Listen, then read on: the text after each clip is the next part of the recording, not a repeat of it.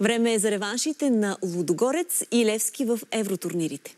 Тази вечер ще разберем дали орлите ще отстранят Динамо Минск в квалификациите на Шампионската лига на унгарска земя. Там са вече и сините, които утре излизат срещу Апоел Бершева. Калоян Кюркчиев и операторът Петър Джанаваров следят новините в лагерите на Левски и Лудогорец. Кало, здравей към теб!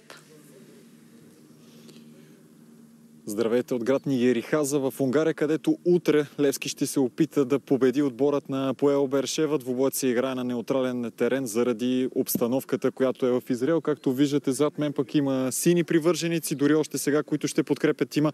Именно липсата на особено много билети е един от основните проблеми, защото само 400 са пропуските за сини привърженици, а се очакват повече от 1500, защо не дори 2000 да пристигнат именно тук в Унгария от феновете на Левски, за да подкрепят своя отбор в този ключов двубой. Без фенове на 100 км от тук пък ще бъде двубоят на отбора на Лудогорец, който след малко повече от 2 часа ще се изправи в град Мезюкьовещ срещу първенеца на Беларус Динамо Минск. Там пък причината да няма фенове е заради факта, че УЕФА санкционира клубовете от Беларус и двубоите се играят без фенове. Тук вече виждаме, че има сериозно присъствие постепенно и на фенове на Левски за утрешния двубой с Апоел Бершева.